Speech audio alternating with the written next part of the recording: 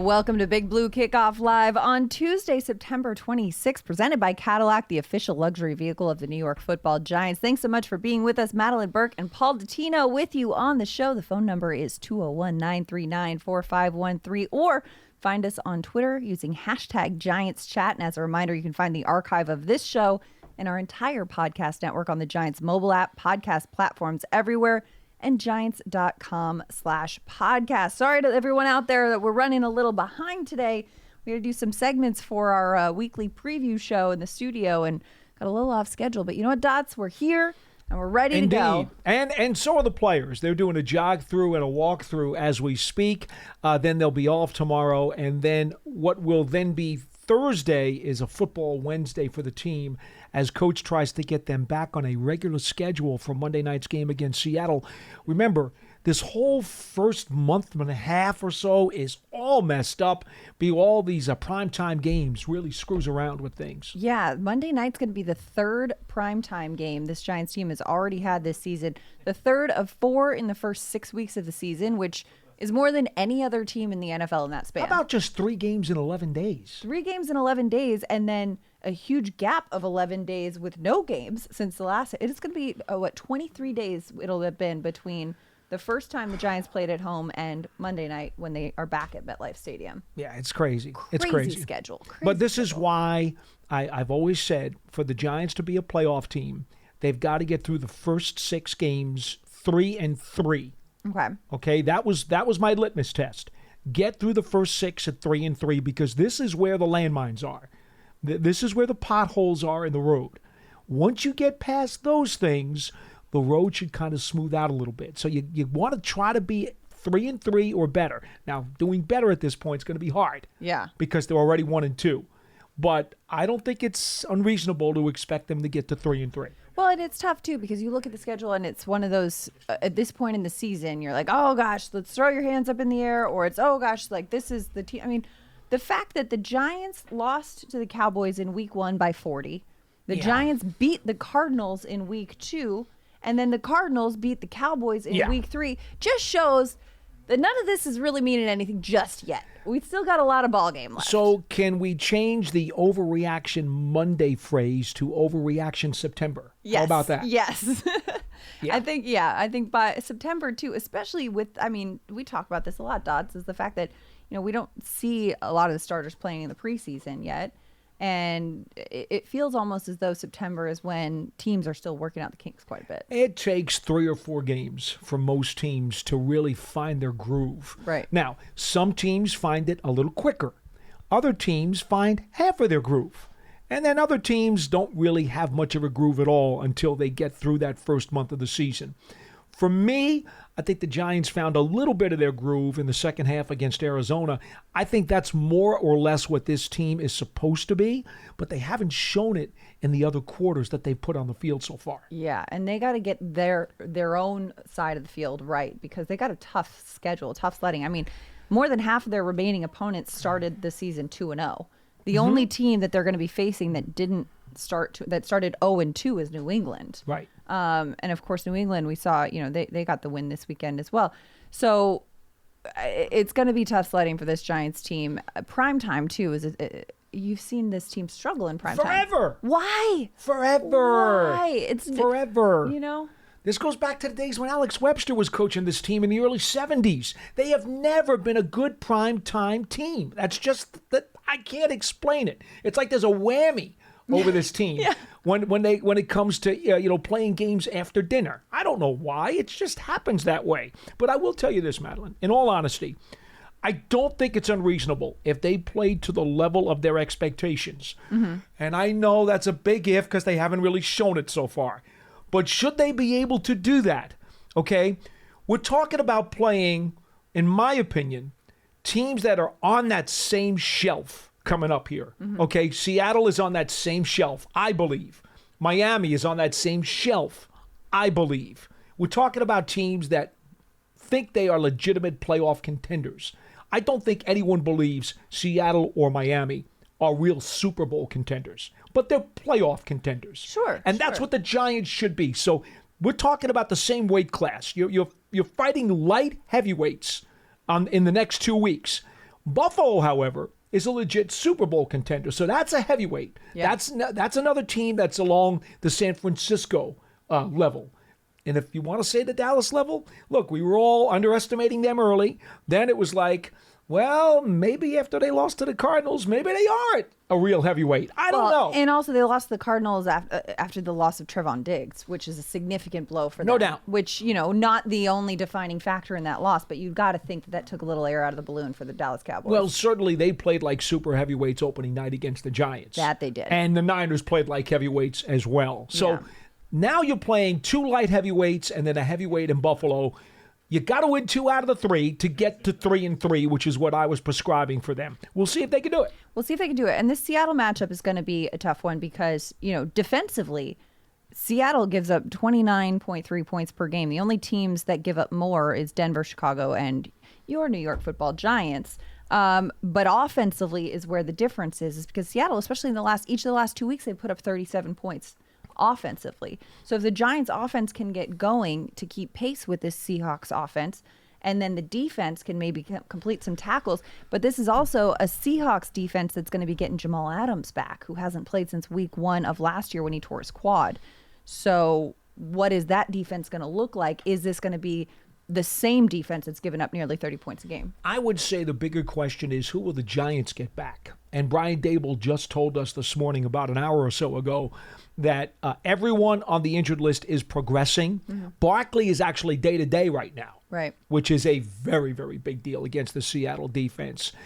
He did say that McKeithen is going to continue to start at right guard. He was happy enough with what he saw over the past week, so that the rookie, well, not the rookie, I mean, he's kind of a rookie. He was a red shirt. It's like a mulligan rookie. He was a red shirt rookie last year because of the injury. ACL, yeah. So he's in experience, he's a rookie. And so he's going to get another shot at right guard. If Thomas comes back, Azudu becomes the key backup because Thomas would move into the left tackle spot. Look, if Barkley and Thomas are back, it significantly helps the Giants' chances. Right. Right. And that's, having this amount of time, 11 days off between Thursday Night Football, well, neither of those guys played, is going to be great for just the healing energy, right? Just getting these guys, even not just the guys who didn't play, who we want to see come back, but the guys who did play, feeling fresh. I mean, Wan'Dale Robinson made his debut on Thursday Night Football, and it was great to see the young guy getting out there, getting some snaps. He was on a snap count, but he made the most of it. And so having some rest, because of course that first game back from an ACL, it can't be easy. Having some rest in between. McKeithen, again, same thing. The right guard, the guy, out of North Carolina who making really his debut, getting some rest after that and re-earning that spot. That's got to be helpful. The thing that I'm most curious about from this Giants team, to be frank with you, and I'm sure that Sean and Amani talked to you in the postgame about it, the Giants have not done a very good job. In fact, they've been very poor in their tackling. Yes. And, I get the fact that the offensive line has been jumbled a bit, and it's going to take a little time naturally for them to get it together when they finally settle on the 5 that they're going to play. That's just part of the process, okay? You have to expect that. And I know nobody has any patience. They want them all to be great right out of the box. I get that. But that's to be expected. The thing that disappoints me the most about this team right now, more than anything else, is the tackling. Mm-hmm. That just has not been anywhere near as good as it has to be. That absolutely has to be fixed, and you have a right to expect it to be fixed because there are too many good players on this defense to continuously allow people to run through tacklers for extra yardage. Right. That's unacceptable. Right. It absolutely is. And the fact that when you're seeing guys squirt through defenders' hands like a greased pig, it's not easy to say, oh, well, I mean, a guy closes out and gets to the play but doesn't make the tackle, and then you've got a conversion on 3rd and 13 or 3rd and 15 or 3 third and long conversions on the same drive leading to a touchdown like we saw last week against San Francisco. That can't happen. You got to close it out. And, you hear people, I know a lot of our callers are football purists who say, well, I remember when they used to have 2 days and tackle and practice and this and that. Yes, the Giants don't do that, but no team in the NFL does that. So no team does that live tackling to the extent that teams used to. So that really can't be. Yeah. They don't do the 2-a-days because they can't. Exactly. The CBA won't let them. Exactly. But there are teams like the Steelers who go through live tackling on a regular basis and max it out to what the labor laws will allow. Right. Look, All I'll say about that is this. Mike Tomlin has never had a losing season as a head coach. You can draw whatever conclusions you want to draw from that. There you go. There you go. Well, we'll see. We'll see how it goes. I mean, Monday Night Football, though, at MetLife Stadium, you know the vibes are going to be electric. We'll see if the play on the field can match it. But we want to make sure to remind you first, too, join us Sunday, October 8th at HK Kitchen and Draft House in the Bronx to watch the Giants take on Miami. Enjoy Modelo drink specials, meet a Giants legend, and enter a raffle to win game tickets and more. Visit giants.com/bar network to learn more. Aren't you guys proud of me? I got that read right today. Last week it was Bar Network. What does that say? I don't know. Arizona State education over here. Doing me good, though. Doing me good. Well, I'm sure you learned a lot by climbing that hill. I know. I love it. Paul Dottino was out there at ASU climbing A Mountain. I wanted to climb the hill. I just didn't have enough free time to do it, but it was impressive. It was impressive. Still getting out and doing your 5 mile a day in that 103 heat. Just give this man a round of applause for the commitment. You know what blows my mind about it? The 103, 105 that it was out there felt like 82 here. You know why? It's a dry heat. Yes. Exactly. People always make fun of me when I say that. They're like, oh, it's a dry heat. No, it's legit. It's legit. It cuts it because the humidity makes it so much worse. Absolutely. I had a great time walking out there. It was nice. It's nice. Nice. And then I came back here to 4 straight days of rain. I know, right? We're gonna have to build an ark at some point. It's pouring out here in the Northeast. All right, we got to get to the calls. 201-939-4513 as the phone lines are filling up, starting with Wilson in Roxbury. Wilson, how's it going, my friend?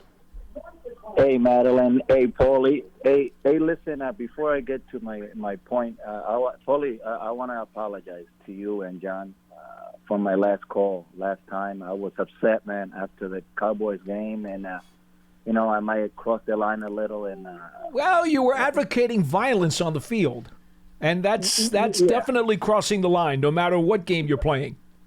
Yes, right. Well, like I said, I was upset, and all good. It takes a real man to admit when he's wrong, Wilson, and I respect it. I respect it. Well, like I said, man, I've been calling you guys a long time, and like I said, I was upset. But I have a feeling that Paulie's going to get upset when I'm going to tell him again, so I can't win. But I'm going to say it anyway. Paulie, listen, I think that the Giants are getting a reputation of being a really soft team. And that's a dangerous path to go. If they get punched in the mouth again on Monday night on national television and they crumble like a cookie, Paulie, it's over. It's not coming back. I know you probably don't agree with me, but I watch the games. There's one thing when fans and the media write down on the internet. There's another thing when your peers laugh at you at the sideline. And when San Francisco said that the Giants didn't want any smoke, that's got to bother them. If they don't bother them, then something's wrong with this team. Wilson, I'll tell you this. It is gut check time for this club. Okay? Not only because of how poorly they've played in most of the quarters so far this season, but also because this is a fellow playoff contender who, by the way, you may be in a wild card race with come tiebreaker time in December. Okay, let's not forget that. Just like last year, Seattle and the Giants were fighting for a wild card spot, and fortunately the Giants had a tie that got them the spot. Okay, so that's another reason. And then on top of that, quite frankly, you got to get to 500 before you can progress and do anything further. And the Giants right now are still a game below. Exactly. I understand, Paulie. Paulie, listen, before I go, I want to ask you something because there's something bothered me on San Francisco, a point of no return. You have a quarterback, right, in San Francisco. I think the coaching, though, has been a little, I don't know what's going on with the coaching. Something is off because you have a quarterback in San Francisco that, frankly, to me, he can't throw the ball 30 yards down the field. He just throws it up for grabs. Why would you blitz him when you know everybody in the stadium knew that it was going to be a screen or something? Why would you do that? It's just the coaching is I don't know what's going on. Maybe you know more than me, but something is off. This whole team is off. And thank you for the phone call, Paul, for taking my call and again for accepting my apology. I'll listen to you off air, but thank you again. And you got to explain something to me. Thanks, Paul. Wilson. Thanks so much for the call. Appreciate it. The answer to this is pretty easy. Do you want to take a shot at it first, or should I just? You go ahead. This was directed towards you. So Wake Martindale is a pressurized defensive coordinator. He believes first, second, and third His top 3 philosophies are, we're coming after you. Pressure breaks pipes, as he loves to say. That is his instinctive approach to every single game. It is going to be against his grain to start pulling back those dogs. That's just not something he does a lot of. And to be frank with you, the odds in this league are actually better for you to succeed defensively if you do pressure a significant amount of time, because in this day of pitch and catch, which is what the NFL has become, the best way to thwart your opposition is to cause havoc and to force them into mistakes. Well, how do you do that if you're playing passively? Probably not very well. Well, and talking about blitzing, the Giants, we were talking about the San Francisco game, the Giants blitzed quite a bit. They put a lot of pressure on Brock Purdy. 33 of his 39 dropbacks, they sent him. But meanwhile, Purdy averaged the fastest time to throw of his career, according to Next Gen Stats, 2.34 seconds. So despite getting blitzed on almost 85% of his dropbacks, he was still getting rid of the ball. It was a great job by Purdy. A number of times, he got rid of that ball just a split second before he was about to get whacked. And I give the Niners coaching staff tremendous amount of credit for making the proper adjustments, and then Purdy for executing it correctly. And the truth of the matter is, all right, again, I don't want to go back to this, but you're going to make me do it, Wilson. Maybe, just maybe, you wouldn't be complaining as much about the Giants' pressure package if they had tackled better. Exactly. You know, what do they tell you about winning be the Band-Aid for all wounds? Vitamin W. But also, it's like, what's the old expression? It's not how you start, it's how you finish, right? It's not how you start the play. It's not how much pressure you send. It's how you finish. How do you tackle? How do you end the play? And they gave up too much in terms of yards after contact. It was, and if they had done a better job doing that, maybe you wouldn't be so upset with all the pressurized defenses that they threw at Purdy. Yeah, I want to say Brock Purdy threw for 310 yards, and 215 of them came as yards after catch. I mean, that's where the complaint needs to be. Right. So they're just getting receivers going. I mean, you see, him hitting Debo in the flat, and then this man goes to convert a 3rd and long. Like, I mean, and then Banks had phenomenal coverage. I don't want to relive this game now, but Banks had great coverage in the end zone, in the corner of the end zone. It was right in front of me. It was right in front of me. Yeah. And he's got to come down with that pick. He had a great chance to knock it away. But he almost had that pick. He almost had it. He had his hands on it, and you could see the pain in his face. And he's like, "Oh, I knew it. I knew that was almost there." It hurt. Showing some pain right there in those eyes, Kunu. All right, make sure to go and subscribe to the Giants Huddle podcast. It features long-form interviews with Giants players, coaches, and front office staff, past and present. Plus, hear from the best analysts covering Big Blue and the NFL. Search for Giants Huddle and subscribe on your favorite podcast platform, or go to giants.com/podcast. And don't forget, if you're on Apple Podcasts, leave a 5-star positive review for all of our Giants podcasts. We do appreciate it. We love it when you listen and let us know what you think. 201-939-4513 is the phone number. Phone lines filling up. We got Leroy in, what is it, South Carolina? Yes. Leroy, thanks for calling in. How about that? All right. Listen, I know you guys are sold on Wink and his defenses and everything, man, but that defense he plays is just too soft. I mean, we brought in Robinson, Nacho. I mean, why we can't get Dex and Leo and Robinson, or 4 of those guys on the line at the same time? And let's show up this defense. We don't have the linebackers. I mean, I'm looking at McFadden out there, man. I know the kid had a couple of plays, but he misses too many tackles in the holes, man. Just too many. And it's not going to get any better.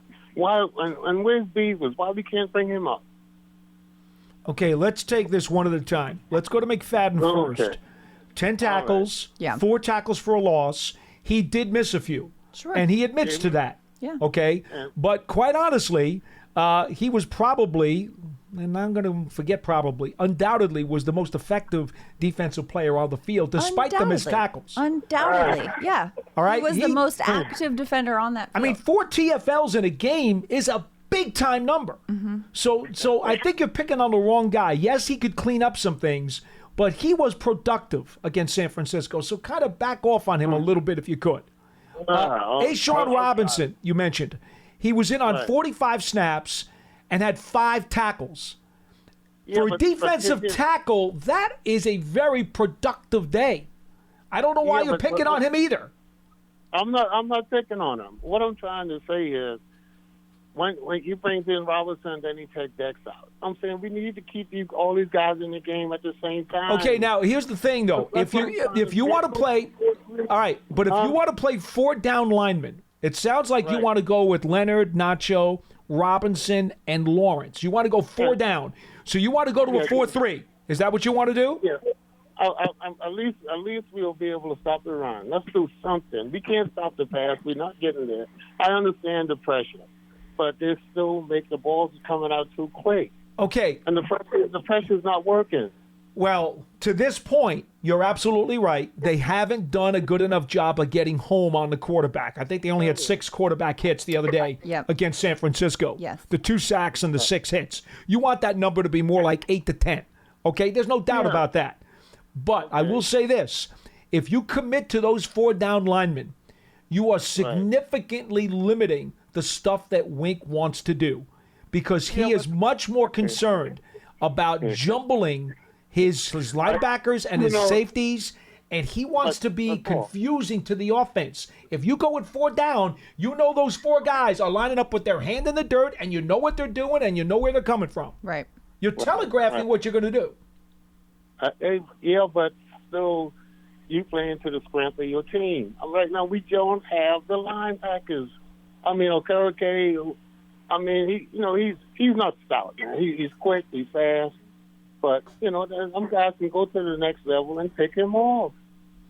Well, especially in the rest team. Here's what I would ask for patience here, because unfortunately, Ojulari. And thanks for the call, Leroy. I appreciate it. Ojulari has not been on the field again very much so far this year. Right. And, the plan is, okay? The plan, I know. The plan. 4-letter word that's been very dirty right now. But the plan is that Ojulari and Thibodeau will both be in the game at the same time. Mm-hmm. And when they are, the productivity is very, very high. The efficiency ratio is very, very high. They can't seem to get Ojulari on the field at the same time as Tibbs, though. And that's what becomes a big problem for this team, because if those 2 guys are there simultaneously, it allows Wink to do so much more. And it really does throw a scare into the offense. Yeah. Well, and also, too, this is one thing that Amani Toomer always says.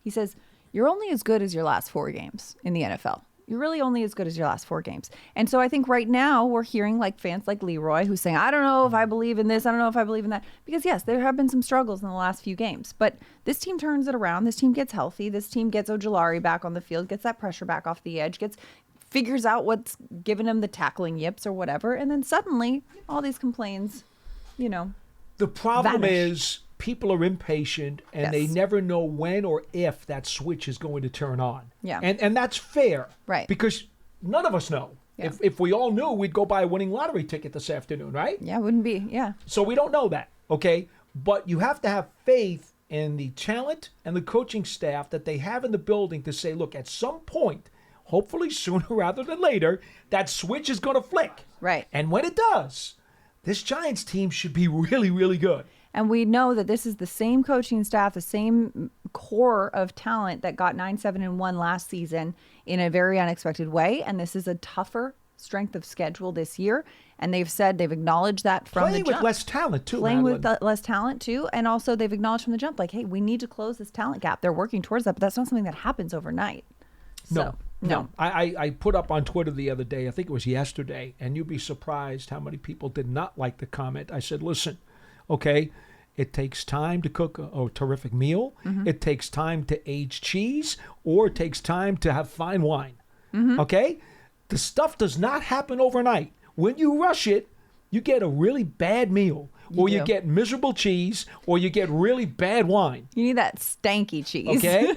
All right? This stuff takes time. It does. It does. Again, a lot of teams need that first month of the season to find their rhythm. Right. What if the Giants go out on Monday night, find their rhythm, and hit that switch and destroy Seattle? Do you think these calls are going to be a little different? Absolutely. because everything is about what have you done for me lately, and everybody is about overreaction Monday, or in that case, it'll be overreaction Tuesday. And all of a sudden, if they whack Seattle, everyone's going to be saying the Giants are going to the Super Bowl. Right. That's the way it goes. That's the way it goes. I get it. That is the way it goes. And there's difference between 1-3 and 2-2, and we're all hopeful and we're all optimistic. But again, this is why they play the games. This is why they play. There's not a lot of people who would have expected week 1 out of this team. There's not a lot of people who would have expected week 2 out of this team. Every game has given us something that we've not been expecting so far. I will only add this before we go to the next call. What you said before is so true. You want to have the curve go up. You want to play your best ball as the season wears on. Right. If this is the worst that the Giants can play, and I think we would both agree it is, Yeah. better to get it out of the way now. Right? Yeah. Okay? Clear all that. Just yeah. don't dig a hole too deep that you can't get out of. But get these crappy games out, these crappy quarters out, boom. Put them to the side, get them in a rearview mirror, and start playing Giants football. Exactly. If you do that, you're going to be okay. You don't want to peak too soon. So let's go. Let's get it going. Let's get it going. Let's lock in. You don't want to peak too soon. And we know the Giants fans are here and they're supportive. And Giants fans, you can take your fandom to the next level with a season ticket membership. Stay connected to the club all year round, not just on game days. Memberships are now available for the 2023 season. To learn more about all the exclusive member benefits, visit giants.com/tickets. Limited inventory is available. 201-939-4513. Can I challenge these fans to be the 12th man that Yes. Seattle usually has in their building? Yeah. Because they caused, again, a couple of very key false starts in the game on Sunday that I watched against Carolina. That's okay? true. Yeah. They did it last year when the Giants played out there. That 12th man was in full force. Maybe this Monday night, MetLife Stadium can have a 12th man for the Giants. Maybe instead of waiting for the team to spark you guys as fans, you guys can spark the Giants. Exactly. How about that? Exactly. How about that? Maybe, I know everyone watched that Chiefs game, seeing all those cutaways to the suite, watching Taylor Swift screaming her face off. Is that who that was? That is who that was, Paul. Whoop-de-doo. I know you got 12-time Grammy Award winner Taylor Swift on repeat on your headphones while you're doing your 5-mile walks every day. But listen, we all saw her losing her mind. Channel that energy.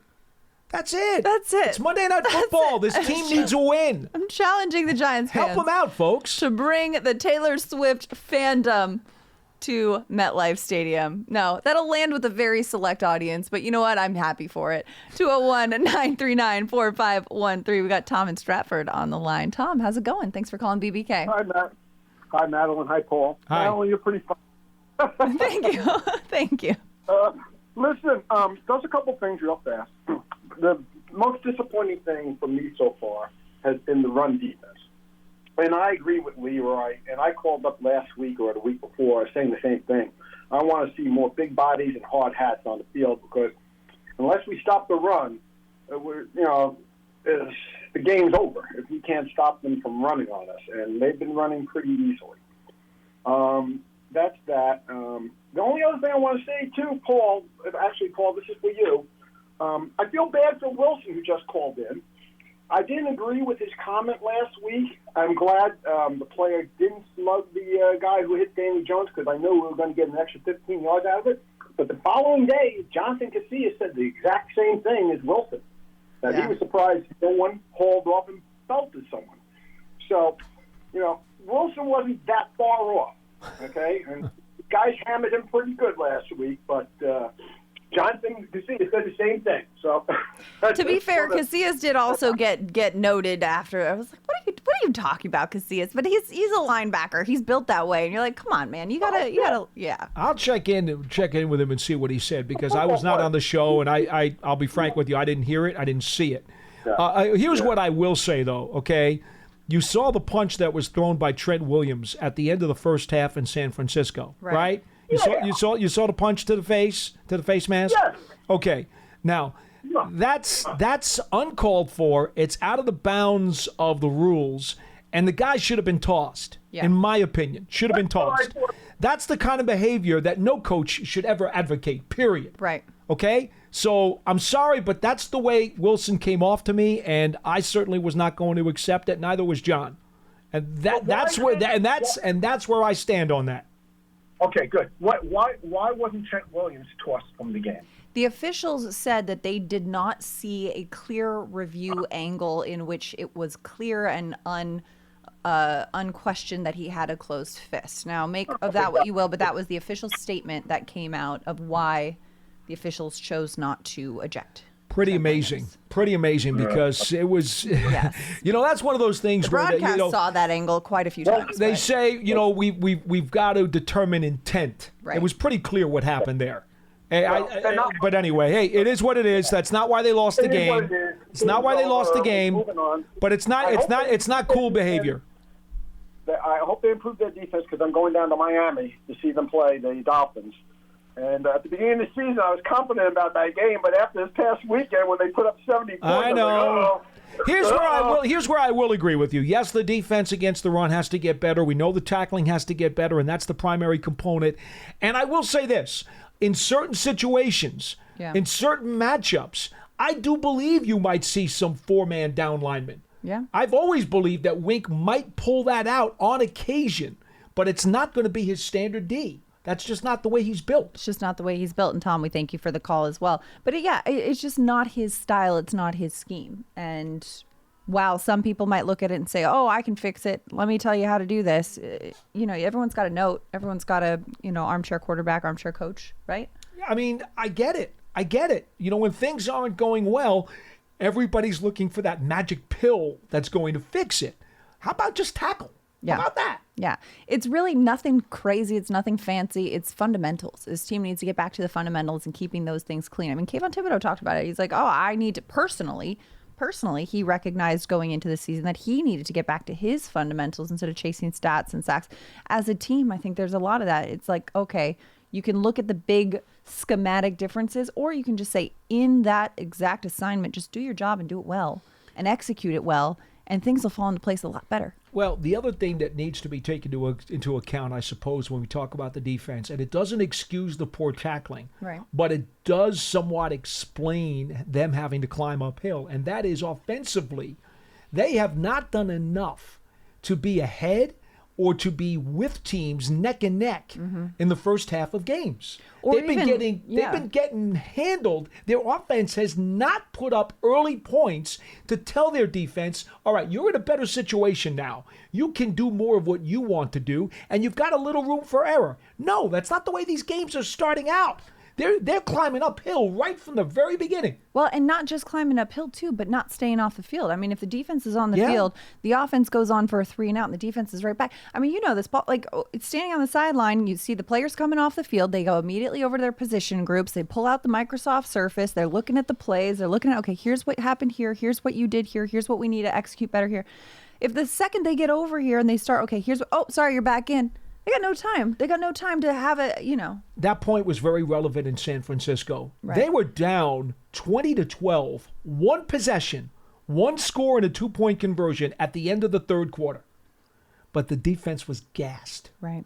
They were on the field for 2/3 of that game. Yeah. They were gassed. So by that time, even though they tried to keep them hanging around, and this is despite the poor tackling, they were still within one possession of tying that game with 1 quarter left. Think about that. With no Barkley and no Andrew Thomas, they're still down by 1 possession.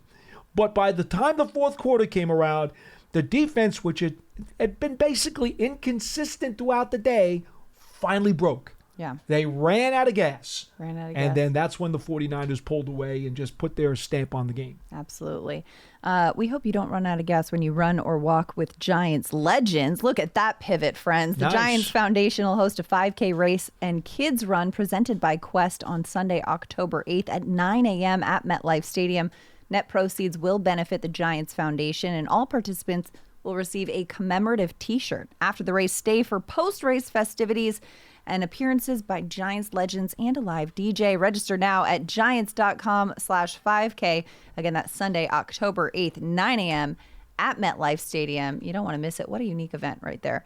201-939-4513. Madelyn, Burke, and Paul Dottino on Big Blue Kickoff Live. Make sure to chime in with us. #Giants Chat at Giants WFAN for Paul and at Madelyn Burke for me, Madelyn Burke. We got Coach Marvin in Delaware on the line. Coach Marvin, how you doing today? How you doing, Madelyn and Paul? Hey, Coach. Doing well. Thanks for calling in. How you doing? Hey, just listening to everybody talk, and I talked to you about this before, Paul. You know, I have parents that always can tell me what I'm doing wrong, but they give me these crazy answers. And I always say it's easy to stand on the sideline and criticize of what a person should do, and you don't have to pay the price when it doesn't come out right. You know, so when you're coaching, your decisions, those are, you know, it determines winning and losing. And when you're in the stands and you're making those decisions, it doesn't matter if you win or lose because you're not coaching. So it's easy to say, and they talking about going to a 4-3. I told you before, Paul, I'm not a fan of that. Right. Because they don't have the personnel to do that. Who's going to play a 7 technique and on a 4-3 line? They just don't have the personnel. And the coach, he's not a 4-3. No, he's not. No, he's not. So and to be honest, even if you put those 4 defensive linemen on the field, where's your depth? You know, once you put those 4 guys out there, you have nobody to rotate with. No, you don't, and that's why it's not a good idea, and it's not going to happen. I don't know what. No, I don't think so, but in spots you may see it. In spots, you could, yeah. I think in certain spots you can, yeah, you can, but it's not going to be a norm. No. I think what's the issue is definitely tackling. Somebody was talking about them blitzing. There was times they didn't blitz and they were in a zone and they still made these 3rd and longs. And it came to tackling. And if you go back and look at the game and you see them tackling, they're actually using their arms. They're off their feet. And McFadden had a good day, but a lot of his tackles, he wasn't on his feet. He was dragging the guy down. And when you're dragging the guy down, there's times you're not going to make that tackle because you're not on your feet. You got to stay on your feet and bring your pads and your feet with you. And you have to lock him up. You can't just grab at guys. And they're grabbing. And that's what's happening. And again, you can't do that against a team like San Francisco because you got, like, Kittle caught a pass on a 3rd and long. He ran through 2 dudes and got a first down. Yeah. They threw a screen pass one time. I think it was 3rd and 12.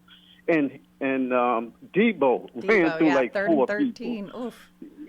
It was unbelievable the way they was running, and they were running violently. So if you just bring in your arms, you're not going to take a guy down that's running violently. So that they're going to have to work on the tackling, and maybe it is because of training camp, and they don't. It's not easy to play football and go tackle another human being. It's just not. You just have to have the mentality to throw your body in there and do it. And a lot of times you get a lot of people saying in the locker room, I hear them, you know, I need to get hit before I can really get playing. And sometimes you have to hit enough so your body get in tune to crashing into another person's body.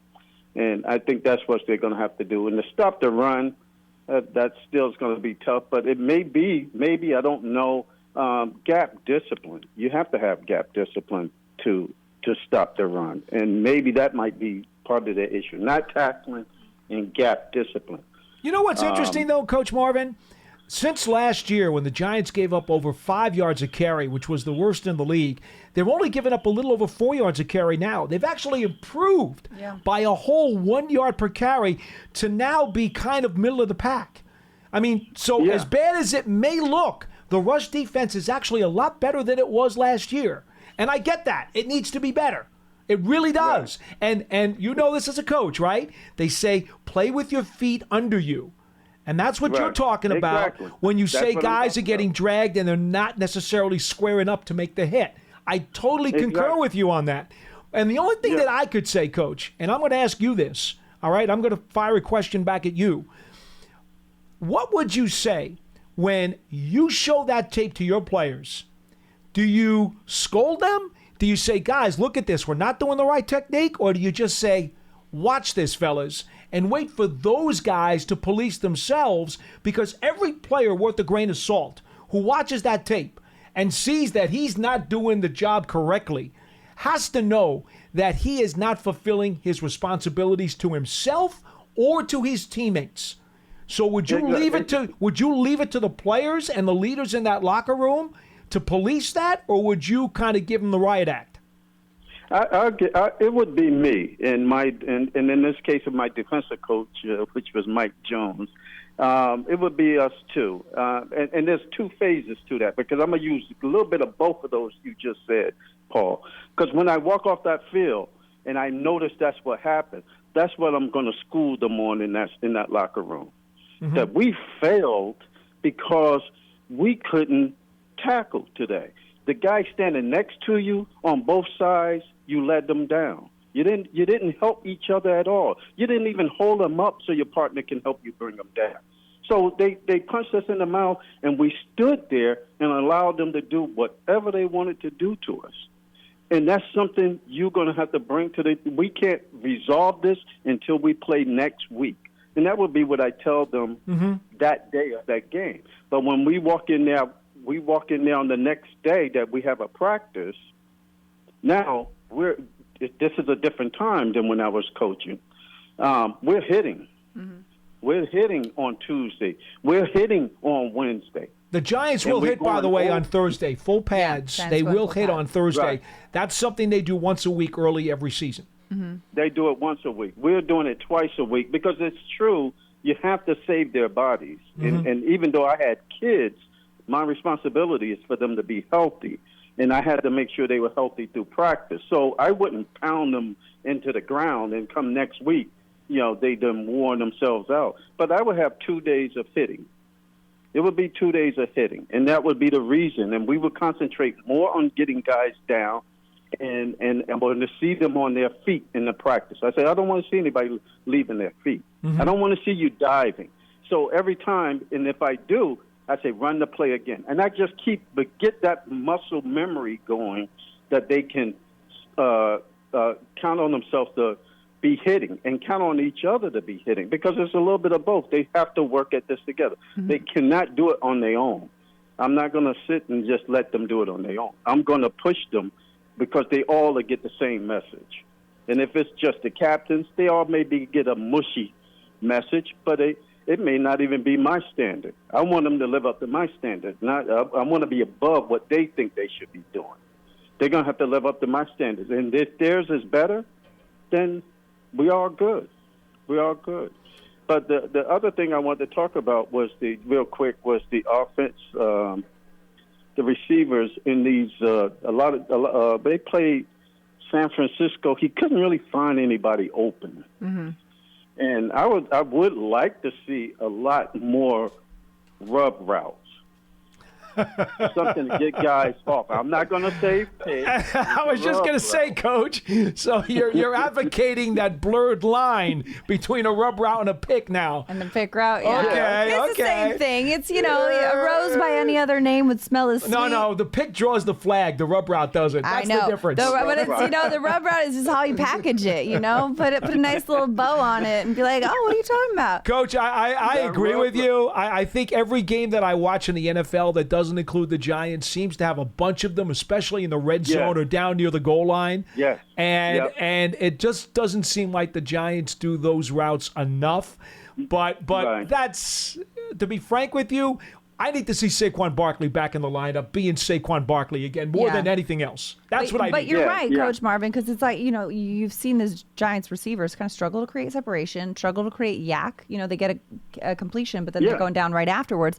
And because they're so close with the defenders, and so how do you do that? Do you implement the rub routes? Do you find, how do you create that separation? Well, guys like Campbell and Waller and Hyatt, these guys are supposed to be able to do separation on their own. Right. They should not need the schemes to do it. Sure. Right. But some cases, it looked like in the San Francisco game, they did need to do it because even Jalen wasn't getting free in that game. But, he didn't get a lot of time either. No. So, I think it was 15 snaps. Yeah. But real quick, the last statement is that a lot of people are on them, but we got to remember who we just played. Yeah. We played two of the top three teams in the NFC. So, we could have played better, but not to take anything. The Cowboys and San Francisco are the cream of the crops. And we played and we lost. If you lose by one, you lose by one. You lose by 40, you lose by 40. To me, I just look at it and say, we lost. Now we just got to regroup and not get caught up in too much of the score. All right, Coach, we got to Thanks run. so much, Coach Marvin. Appreciate the call. Coach Marvin on the line. He's got always dropping some wisdom on BBK. I appreciate that. One of the favorites. One of the sure. favorites, indeed. But it's so true, and the fact that, we'll see. A lot of ball game left, and these early season opponents have not been easy. But Giants fans, remember the 2023 NFL schedule is officially out. Single game tickets are on sale now. Don't miss the Giants at MetLife Stadium this season. Visit giants.com/tickets to secure your seat. And the Giants' official connected TV streaming app, Giants TV, brings original video content and game highlights on demand and direct to Big Blue fans. Giants TV is free on Apple TV, Roku, and Amazon Fire TV, and on the Giants mobile app. 201-939-4513. We've got Craig calling from the car. Craig in the car waiting on the line. How you doing? You're on BBK with Madelyn and Paul. I'm good. How you guys doing? Hi. Good. Thanks for calling in. So I have two things. One, it's a podcast suggestion. Can we get a clock on Coach Marv and Lynn from Maryland? Because it's like, man, they're long-winded, and I was just about to fall asleep here. To be fair, and I'm going to let you finish. To be fair, Coach Marvin is such a football lifer and has coached, although at a youth level, for a long time. His calls are very, very logical, reasonable, rational, insightful, and educational a lot of times. I do agree. So to be frank with you, I love when he calls in because the discourse, something comes out of that conversation every time. Yeah. So I'd like to think you guys as something. listeners are getting something out of his calls. I really would like to think so. Anyway, I'll move on to my point. Go ahead. Craig. Anyway, he's like, I've been on hold in the car for 20 minutes over here. Well, through 6 red lights hanging for out, us, right? hanging out in the parking lot. 6 red lights. Go ahead. So my main point is, I think when it comes to the Giants on offense, I think we throw entirely too much. We don't stick to the run. I felt like we had success, in certain spots, but I think if you stick to it, it will open up the passing game. And I wanted to get you guys' thoughts about that. I mean, that's true, especially last week, 29 rushing yards, and the significant drop-off without Saquon Barkley on the field was felt. But even with Saquon, I mean, yes, they have him sometimes as a decoy almost, and sometimes in pass protection. I mean, yes, I'm always an advocate for establishing the run game, but the Seahawks have given up less than 3 yards a carry. Okay, they're top 5 defense in the NFL against the rush, and they're giving up less than 80 yards a game on the ground. That's always a very dilated stat, though, because it depends on game flow. But the yards per carry is not. Right. 2.9 yards a carry. That is not fun. And when you try to run between the tackles, you run into Jordan Brooks and what's his name? The middle linebacker, the eight-time Pro Bowler. Reed. It's not Reed. Yeah, I think it's Reed. No. The 8-time Freddie Warner. Fred Warner. Fred Warner. Fred Warner. He had 14 tackles in week 1. 18. 18, which was 2 less than his career high. Fred Warner's an 8-time Pro Bowl player. He's going to the Hall of Fame. Okay? But I felt like when we ran up with Breida. Bobby Wagner. Fred Warner, San Francisco. Okay. Oh, my gosh. Fred Warner, San Francisco. Bobby Wagner. Bobby Wagner, like these guys are tough, man. They're killers against the run.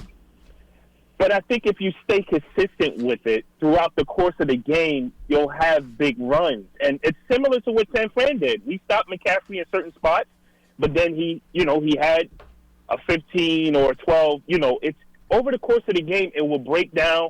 It will help out play action. You can get guys on one-on-ones. You can get Waller. Okay. I just think we have to stay more consistent because there's been times where the Giants have come out and there'll be 3 passes and we're punting the ball. I know. And then that puts the defense back on the field again. Just remember, though, they also didn't have Barkley. Yeah.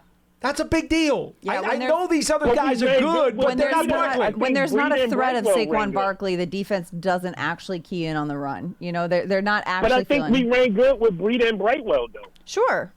I thought they ran good. You did. I don't know. I didn't see a lot of room there, and I didn't see them necessarily making a lot of room for themselves either. It was rough, man, and that's because Fred Warner, by the way, is also one of the best middle linebackers in this league. All right, forget about Bobby Wagner, who they got to play this week. Warner and Greenlaw are two outstanding linebackers, and their defensive front is among the best in the NFL. Look, again, go back to what Coach Marvin said. Look who they played. Yeah. Everyone, the Giants were not supposed to win this game, right? I mean, the experts to the west of the Mississippi said they're going to lose by 2 scores. Yeah. Okay? I mean, that was a step up. They were facing a super heavyweight. And you know what? They got knocked out in the fourth quarter. Okay? There's no shame in that. Yeah, when you're fighting in your weight class is a different category. That's my point. It's a different category. They're in their weight class, in my opinion, on Monday. So now you gotta show up. You gotta do it. Gotta show up.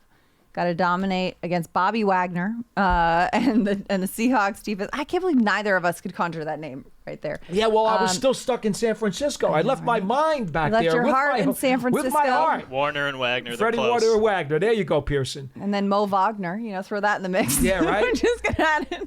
But, I mean, the bottom line, if you're the Giants, is that you've got to tackle better, and then you've got to be able to get Barkley back in the lineup so you can keep defenses honest. If those two things happen, and yes, if, I get it, that 2-word that really kind of sticks a thorn in your side.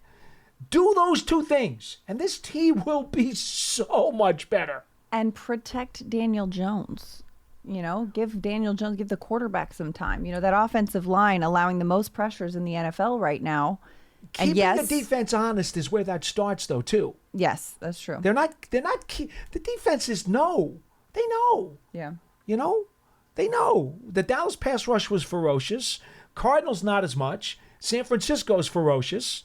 Going forward against some of the lesser defensive fronts, if you've got a legit running game going with Saquon, that in itself is going to take some of the teeth out of those defenses. Mm-hmm. It just does. It just does. And, of course, arrested Saquon, arrested Andrew Thomas. Touch wood. Hopefully these guys get healthy soon. Yeah, the only thing we know, Ben Bredesen's still in the concussion protocol. That we do know. Yep. But other than that, Coach said he'll have more to say about the injuries on Thursday, so we'll see. Yep, and it's only Tuesday, and they don't play until Monday. So a lot of days left until that happens. All right, that's a show for us, Dots. We good? We're calling it, right? That's it. That's been a fun little Tuesday news day here with Paul Dottino. I'm Madelyn Burke. Thanks so much for listening to today's episode of Big Blue Kickoff Live, part of the Giants podcast platforms everywhere, and giants.com/podcast. Let us know what you think. Like, comment, subscribe, all that good stuff. At Giants WFAN for Paul Dottino, at Madelyn Burke, and #GiantsChat. We'll see you next time, friends.